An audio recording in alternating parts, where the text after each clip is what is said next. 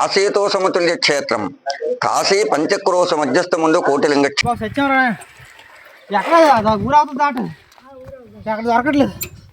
ఛానల్ని సబ్స్క్రైబ్ చేసుకోండి. అందరికీ నమస్తే. 90s Telugu stories. ఈరోజు మనం ఎక్కడ ఉన్నామంటే శ్రీ ముఖలింగేశ్వర ఆలయంలో మనం ఉన్నామండి. ఇది శ్రీకాకుళం జిల్లా శ్రీముఖలింగ గ్రామంలో ఉంది. ప్రజెంట్ ఈ ఆలయంలో మనం ఉన్నాము. దీని యొక్క ఆలయం యొక్క ప్రాముఖ్యత ఏంటి, దీని యొక్క విశిష్టత ఏంటి, ఈ ఆలయం ఎప్పుడు నిర్మించారు, ఈ ఆలయం ప్రజెంట్ ఎక్కడ ఉంది అనేది మనం తెలుసుకుందామండి. వీడియో అయితే చాలా బాగుంటుందండి, పూర్తిగా చూడండి. Please subscribe 90s Telugu stories. ముందైతే ఛానల్ని సబ్స్క్రైబ్ చేసుకోండి. మనం ఇంకెందుకంది లేటు గుళ్ళోకి వెళ్దాం పదండి. మనం నరసనపేట నుంచి శ్రీముఖలింగం వెళ్ళి దారిలో ప్రజెంట్ ఉన్నాం ఫ్రెండ్స్. బస్సు ద్వారా మనం బయలుదేరుతున్నాం. ఆల్మోస్ట్ మన దగ్గరికి వచ్చేసాం. ఈ చుట్టుపక్కన పొలాలు చూడండి ఎంత పచ్చగా ఉన్నాయో. పక్కనే వంశధార నది ప్రవహిస్తుంది కదండి. వాటర్ సోర్సెస్ చాలా ఎక్కువ ఉంటాయండి ఇక్కడ. మనం శ్రీముఖలింగం ఊర్లోకి వచ్చేసాం ఫ్రెండ్స్.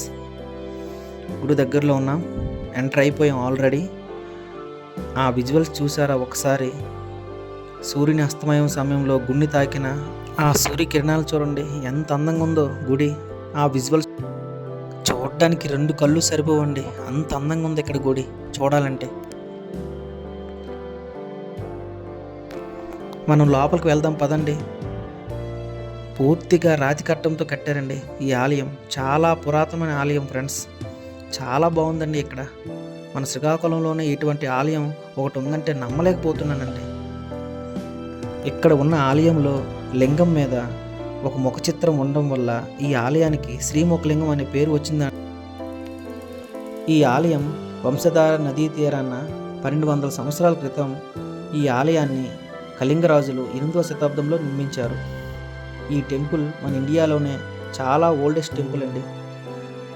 1200 సంవత్సరాల క్రితం అంటే తమిళనాడులో తంజావూరు టెంపుల్ కంటే చాలా ఓల్డ్ టెంపుల్ అండి. ఈ ఆలయ నిర్మాణం పూర్తిగా ఒరిస్సాలో ఉన్న పూరి జగన్నాథ్ మరియు కోనార్క్ ఆలయాన్ని పోలి ఉంటుంది. ఇక్కడ శివుడు 3 రూపాల్లో దర్శనమిస్తాడు. శ్రీ మదికేశ్వర, సోమేశ్వర, భీమేశ్వర రూపాల్లో మనకు దర్శనమిస్తాడు. ఇక్కడ శివాలయాల్లో అరుదుగా కనిపించే శ్రీ నాగచండికేశ్వర విగ్రహం కూడా ఇక్కడ ఉంది. 16వ శతాబ్దంలో ఈ ఆలయం సుల్తానుల దాడుల వలన చాలా శిల్ప సంపదను కోల్పోయింది. ఈ ఆలయం చుట్టుపక్కల చాలా శివలింగాలు దొరికాయి. ఇక్కడ 1 కోటి లింగాల వరకు ఉన్నాయని అంచనాగా చెప్తుంటారు. ఈ టెంపుల్ మన శ్రీకాకుళం నుంచి 50 కిలోమీటర్ల దూరంలో ఉందండి. తప్పకుండా మీ ఫ్యామిలీ అండ్ ఫ్రెండ్స్తో వచ్చి విజిట్ చేయండి, మీకు తప్పకుండా నచ్చుతుంది ఫ్రెండ్స్. నిజంగా చాలా బాగుంటుందండి టెంపుల్. మనకి బస్సులు ఆటోలు ఫుల్గా ఉంటాయి ఫ్రెండ్స్. రూట్ కూడా చాలా బాగుంటుంది. ఈ టెంపుల్ గురించి పూర్తి వివరాలు ఇక్కడ ప్రధాన అర్చకులు ఉన్నారు, వారి మాటలు. చాలా ప్రాచీనమైనటువంటి శివక్షేత్రం. ఎక్కడైనా సరే కలియుగంలో పరమేశ్వరుడు లింగమే శివుడు ముఖం దాల్చి పుట్టినట్లు మనకి చరిత్రలో కూడా లేదు. ఎందుకు తనకు ఒకప్పుడు భృగువు శపించాడని మన పురాణాలు ఘోషిస్తున్నాయి.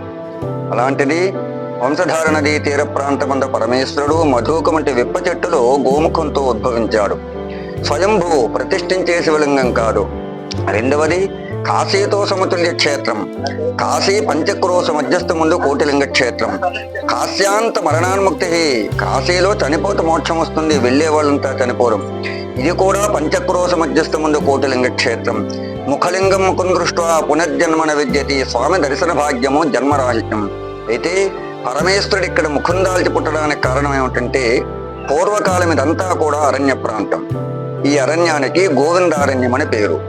ఈ గోవిందారణ్యమందు రుద్రావతార సంభవుడైనటువంటి వామదేవుడు లోక కళ్యాణార్థమై వైష్ణవ యాగం చేయి సంకల్పించి సర్వదేవతలకి వర్తమానాన్ని పంపించాడు. అందులో గంధర్వులనే దేవతలు యజ్ఞ మధ్యస్థ ముందరి యజ్ఞశాలకు తూర్పు దిక్కున ఒక కోయిపల్లుంటే ఆ కోయిపల్లికి వెళ్ళి ఆనాడు కట్టుకోవటానికి బట్టలు లేక కోయకన్యలు నగ్నదేహాలు తడవలో సంచరిస్తుండగా అలాగ నగ్నంగా కనిపించినటువంటి కోయకన్యలని గంధర్వులు చూసి వారిని మోహించి యజ్ఞాన్ని విస్మరించాడు. ఆ విషయాన్ని తెలుసుకున్నటువంటి వామదేవుడు యజ్ఞ భాగాలను మీరు విస్మరించారు కనుక మీరు కూడా పుట్టు ఎందు కోయి వాళ్ళగా పుడుదురుగాన అని చెప్పించాడు. ఆ శాప విముక్తి కోసం పరమేశ్వరుడు దేవతల యొక్క శాపాన్ని పోగొట్టడానికే వంశధార నదీ తీర ప్రాంతమందు విప్ప చెట్టులో గోముఖంతో పుట్టినట్టు చరిత్ర పేర్కొంది. ఆలయ నిర్మాణం 5వ శతాబ్దములో కులోత్తుంగ రాజవంశీయులలో చోళగంగదేవర త్రికలింగాధిపతి శ్రీమఠ అనంతవర్మ అనే రాజుగారి చేత నిర్మాణం జరిగినట్లు ప్రాకృత భాషలో చక్కగా మనకు శిలాశాసనాలు కూడా ఇక్కడ గోచరిస్తున్నాయి. కాలక్రమేణా 1420 ఈ ప్రాంతాన్ని ఒరిస్సా రాజులు పరిపాలిస్తుండేవాళ్ళు. వాళ్ళ టైంలో దీనికి కావలసినటువంటి యొక్క భోగరాగాల నిమిత్తం వాళ్ళు ఇచ్చినటువంటి భూములే ఇక్కడ ఉన్నటువంటి అర్చకులకి ఆధారంగా చేసుకుని కొన్నాళ్ళు బ్రతికాం. ప్రస్తుత కాలంలో ఇక్కడ ఉన్నటువంటి అర్చకులకి జీతం అంటూ ఎవరికి ఏమీ లేదు. రాజులు ఇచ్చినటువంటి మాన్యములు కూడా రైతుల హస్తగతం అయిపోయాం. అయితే ఈ ఆలయానికి ఒక గవర్నమెంట్ కాదు, 2 ఉన్నాయి. ఒకటి ఎండోమెంట్ స్టేటు, రెండవది మాన్యమెంట్ గా పరిగణింపబడుతుంది. ఆర్కియలాజికల్ సర్వే ఆఫ్ ఇండియా వాళ్ళు 65లో దీన్ని వాళ్ళ పరిగణనలోకి తీసుకున్నారు. ఈ క్షేత్రము చాలా విశిష్టమైన, కానీ దీనికి నోచుకున్నటువంటి క్షేత్రం అయిపోయింది. ఎంతో మంది రాజకీయ నాయకులు వస్తున్నారు. ఇన్ని క్షేత్రాలు బాగుపడుతున్నాయి, కానీ ఈ క్షేత్రం మాత్రం అలాగే ఇప్పటికీ వెనకబడే ఉంది. ఏ రాజకీయ మరి ఇంకెందుకండి లేటు? వీడియో నచ్చితే లైక్ చేయండి, మరెన్నో వీడియోల కోసం సబ్స్క్రైబ్ చేసుకోండి. మీరు సపోర్ట్ చేస్తే మరెన్నో మంచి వీడియోలతో మేము ముందుంటాను. అందరికీ నమస్తే. 90s Telugu stories.